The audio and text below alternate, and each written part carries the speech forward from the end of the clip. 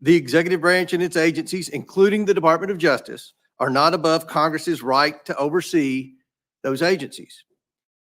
We, as members of the House of Representatives, have a duty to ensure congressional subpoenas are fully complied with by those who receive them, people, companies, and particularly the federal government. My colleagues on the other side of the aisle constantly talk about the threats to our institutions, but then they turn around and defend the DOJ's non-compliance with a duly authorized subpoena showing their partisanship. If my colleagues will not defend the institution of Congress, the institution they are a part of, how can we listen with a straight face when they talk about the sanctity of our other institutions? The president has asserted executive privilege over these audio recordings. Legal scholars find this assertion bizarre and meritless. The president has waived any executive privilege over these audio recordings by releasing a transcript of the entire interview to the public.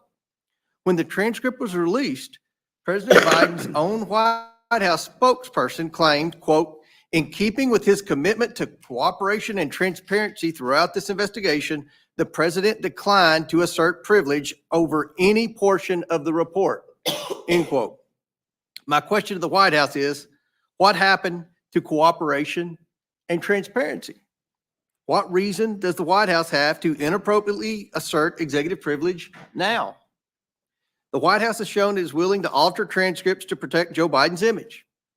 It is insufficient to simply take the Justice Department at its word that the transcripts have not been altered. The Department of Justice does not get to decide how to comply with the subpoena, just as the people who receive subpoenas from DOJ cannot determine how they will comply. The Oversight Committee has conducted its own investigation into President Biden's mishandling of classified materials, and its findings contradict key portions of the White House's and President Biden's personal attorney's official narrative. Months of investigating by the Oversight Committee have revealed the White House has attempted to withhold the truth from the American people. As I stated in our markup, the Oversight Committee's timeline begins well before the White House's narrative that President Biden's private lawyers just stumbled upon classified materials in November 2022 at the Penn Biden Center.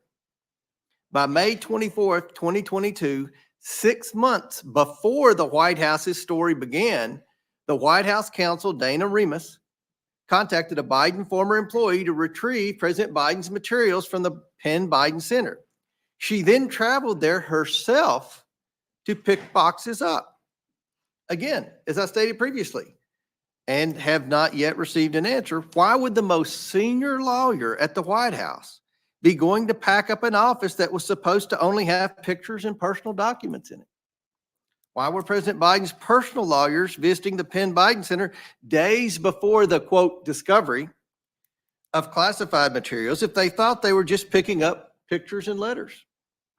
Why were they calling FedEx to pick up boxes and a White House employee was leaving with boxes before the November 2nd discovery? These are questions I continue to ask because so far none have been provided. Not by Special Counsel Hur, not by the White House, not by the Department of Justice, and certainly not by President Biden. If the Attorney General chooses to defy Congress and not produce the audio recordings, he must face the consequences of his actions. The path before us is clear, and the Oversight Committee recommends the Attorney General be found in contempt of Congress. Neither he nor President Biden are above Congress's oversight. Thank you, Mr. Chairman. I yield back. Chair thanks the gentleman. Gentleman yields back. Chair now recognizes, welcomes back to the Rules Committee, the ranking member of the Oversight Committee, Mr. Raskin. Thank you very kindly, Chairman Burgess. It's a delight to be with you and with Chairman McGovern and with my old buddies on the Rules Committee. There's plainly no basis for holding the Attorney General of the United States, Merrick Garland, in contempt, unless we're going to start holding people in contempt for complying with the committee's demands. This is actually the third witness who has faithfully cooperated with the Oversight Committee that the chairman has now threatened with contempt. The first being FBI Director Christopher Wray, the second being Hunter Biden. So this is the third time, and again, it makes no sense. Attorney General Garland and the Biden administration have consistently cooperated with the demands made by Chairman Comer and Jordan for information relating to Special Counsel Herr's review of President Biden. The Attorney General released the Special Counsel's report on President Biden in full.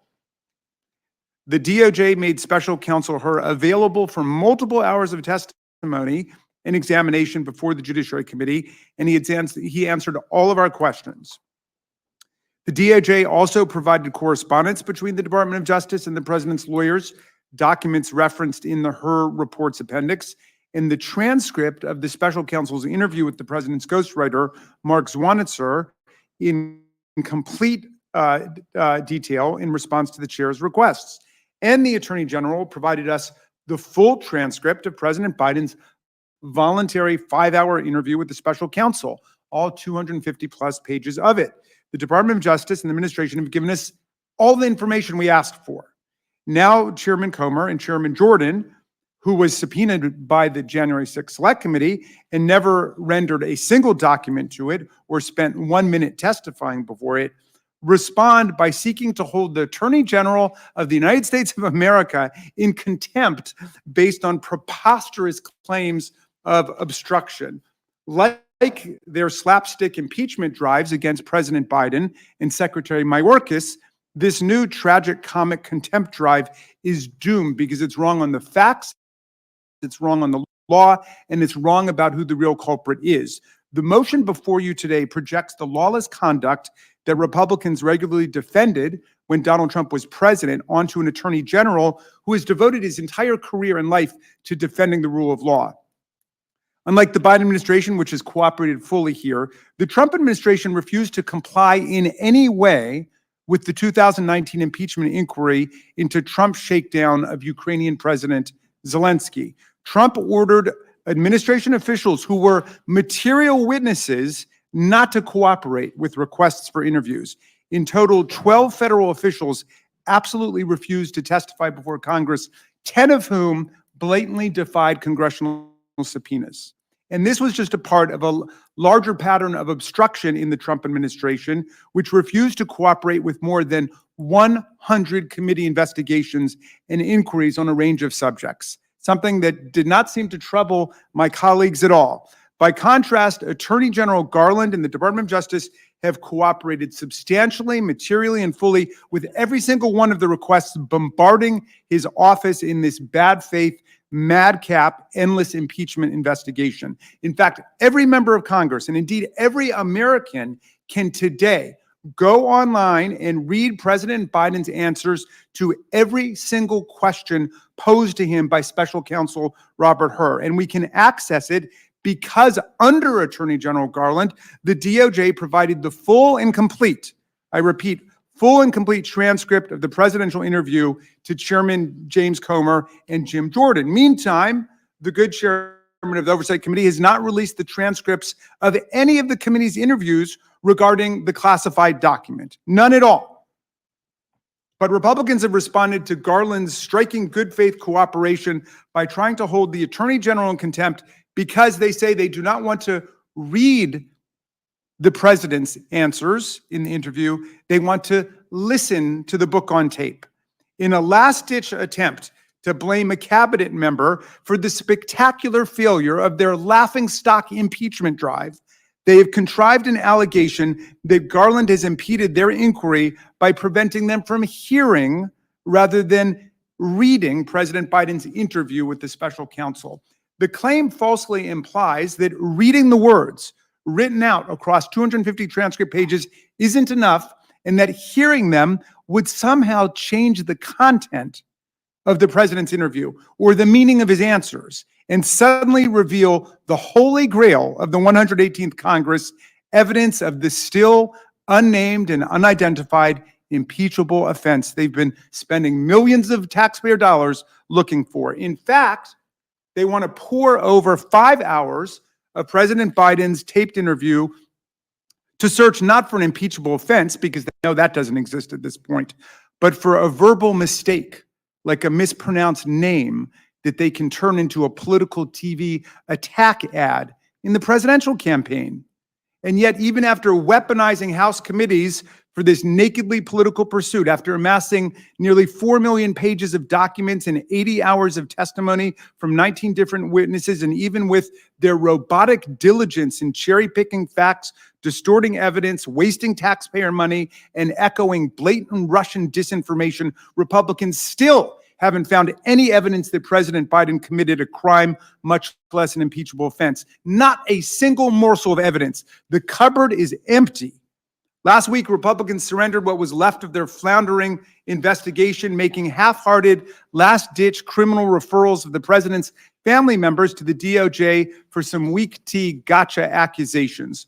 Most importantly, these referrals did not identify any crime, any misdemeanor, or any impeachable offense that President Biden even allegedly committed. Not one. Now, in the wake of the collapse of this effort, they want America to believe that their 17-month impeachment quest failed, not because they had no relevant evidence of any identifiable impeachable offense, but because Attorney General Garland did not produce an audio tape of a book whose words they already possess and all of America can read. The Attorney General has given Chairman Comer all the information he has sought, and our do-nothing Congress is now finally about to do something, but it's something ridiculous and absurd. They're about to hold the Attorney General of the United States of America in contempt for actually complying with the demands of Congress. I urge the committee to reject this request for a rule to bring a contempt resolution against the Attorney General of the United States.